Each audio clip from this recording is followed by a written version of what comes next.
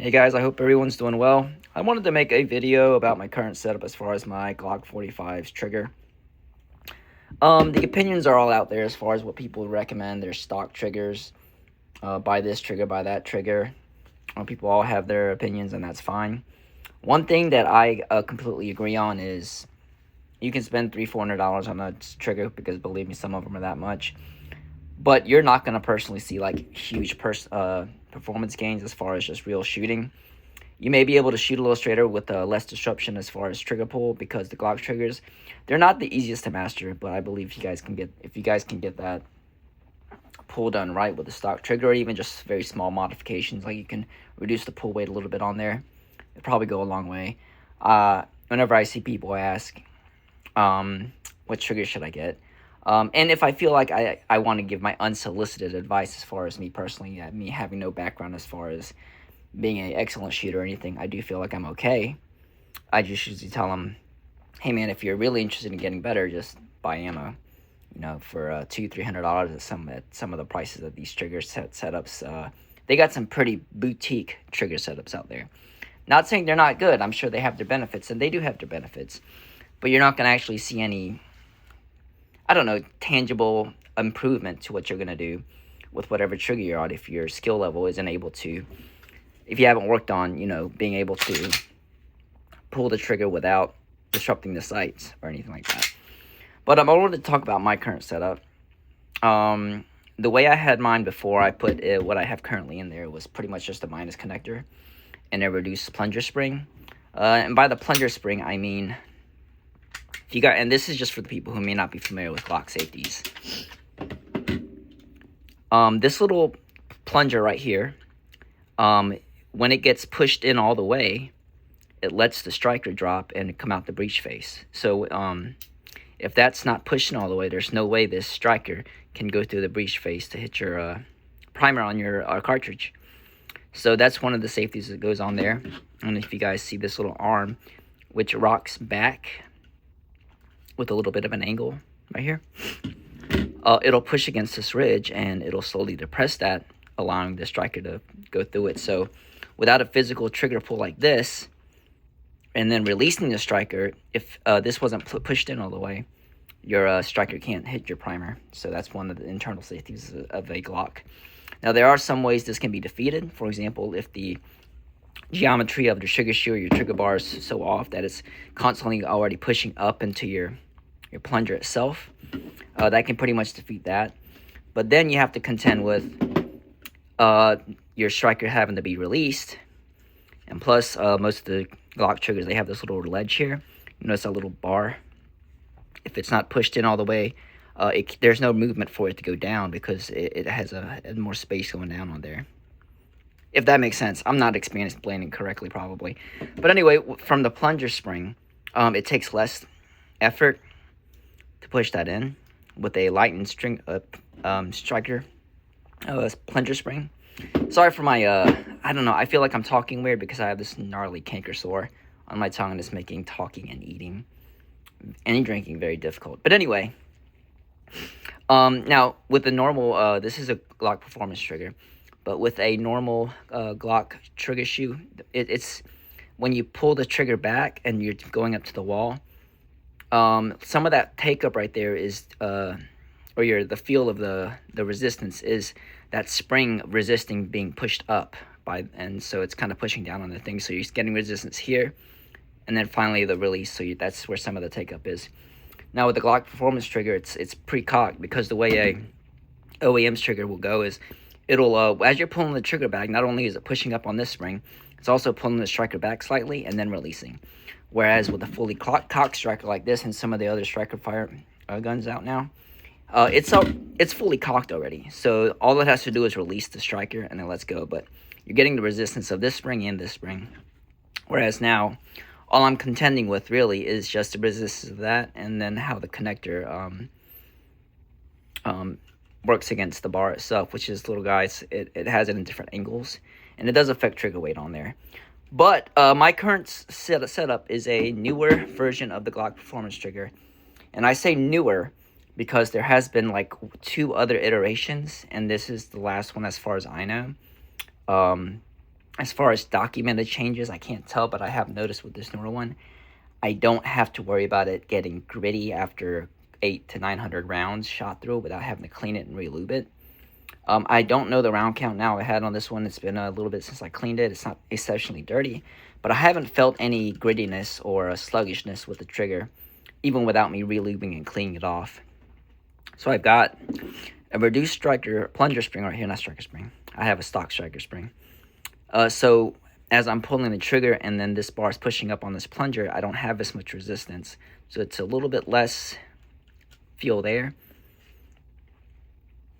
And then, so I've got that. That's the only Glock triggers system that I have changed as far as the actual slide itself.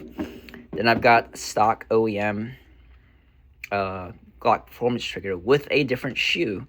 The trigger shoe does make a difference because it can set the geometry a little bit different. Now with this one, the trigger is set a little bit further back, almost at a 90-degree angle, but not quite.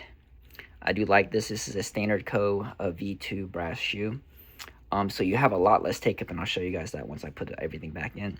And I have an NP3 coated minus connector from Overwatch Precision. NP3 is just a coating that goes outside on the middle that makes it more slick, I guess, and it stays on there pretty well. But the minus connector also brings that resistance down when you're releasing the striker. But anyway, I'll show you guys everything that works now that you understand how that internal stuff works. So once it's cocked, I have this armorer's plate on there to show you. That top one is the striker, and then right below it is the sear. So instead of a stock trigger, as you're pulling the trigger back, it pulls the striker further back and then releases. All the Glock performance trigger does is just drop it. That's all it has to do. So you don't have as much resistance with it, and it's more of a single stage trigger than a Glock OEM. Now, there's nothing wrong with a Glock OEM. That's my point. I'm just kind of going over what I have set up. But this allows you to see with the armorer's plate how much sear engagement I have, which is a pretty good bit. I don't feel like this is unsafe. I've banged this. I have not been able to make that sear drop and release the striker without me actually pulling the trigger. But also, this is the take-up right here. So this is just me pushing the trigger safety in. And that's where I'm hitting like a wall. It has a bit of a rolling break. But that's all the take-up it needs. And then it starts to want to pass the connector itself. But also, if you guys can see, it's hard to kind of see down there. There we go. You can see that it's hard to tell. Let's see if I can zoom in a little bit. But you can see the bar engaging with that plunger. So, but I have verified that with it not being pulled on all the way, it's not by letting the striker bypass that plunger's safety until you actually pull it, and then it's actually depressed all the way. So that's something you have to look out for.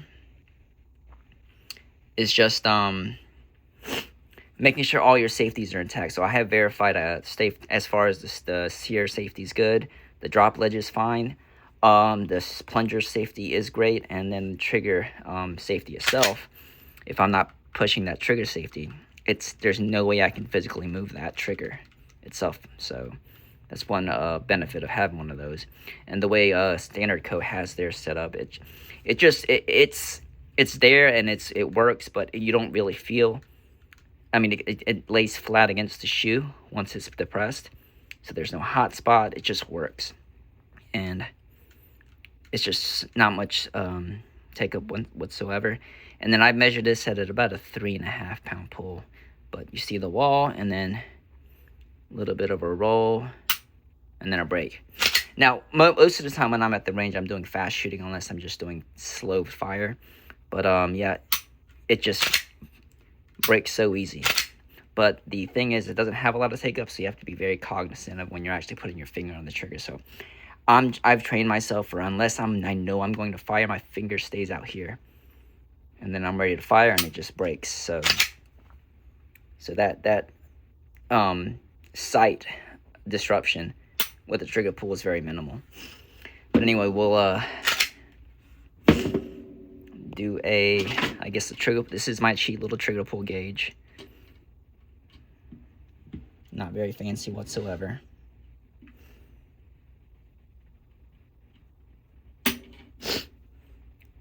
So right at about, let me get that focused in. This one's a little bit over 3.5 pounds.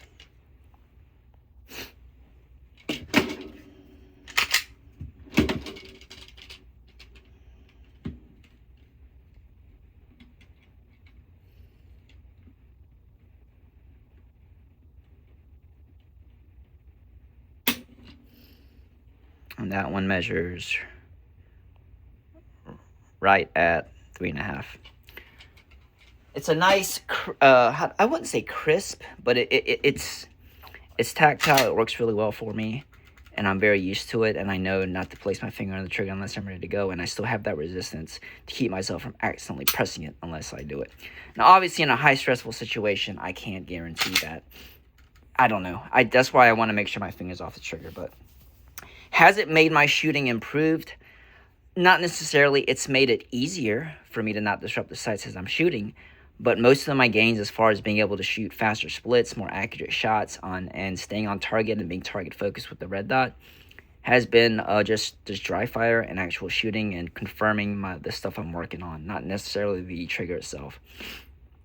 But anyway, the shoe is probably, it's kind of expensive, and the Glock Performance trigger really isn't too much. I think they're about 120, 130 now. The shoe, I think, is around the same price, so you're looking at $260. But I was able to get this pretty much at cost. You can always look for the standard co shoes on the secondary market if you know where to look. Otherwise, I mean, you can just get the regular stock Glock trigger, performance trigger by itself. Works fine. Or you can just stick to the main OEM thing. Maybe change it to a minus connector to bring down that feel. And there's the plunger springs aren't even expensive. I think they're like $5, $6, $7, $8 or something like that. But that's my setup, guys. This isn't me giving a recommendation. I just kind of wanted to go over my choices for picking this, how it works, how the safeties interact with everything, and making sure you make the best choices. But the main thing is whatever you pick, make sure you train with it, and please make sure you're verifying, or at least you know your safeties that a Glock implemented into your handgun, which is a life-saving device, are still intact. I just saw a post this morning when I got up. This is June 19th.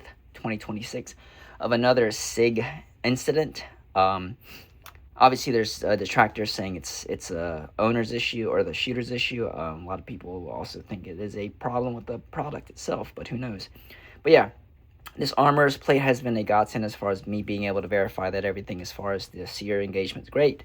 Also looking down here, you can tell where it goes. There's other ways to make sure that how far that plunger is pushed in isn't allowing the striker to go through, but you still have to release the striker for that to even go through on the channel. But I have verified that, son, and also verifying that your trigger safety also works as well, because without that depressed, there is literally no way for that trigger to go through unless you somehow bust through the polymer itself. But anyway, that's it, guys. I hope everyone has a safe one. Y'all enjoy your weekend, and I appreciate y'all hanging out with me today.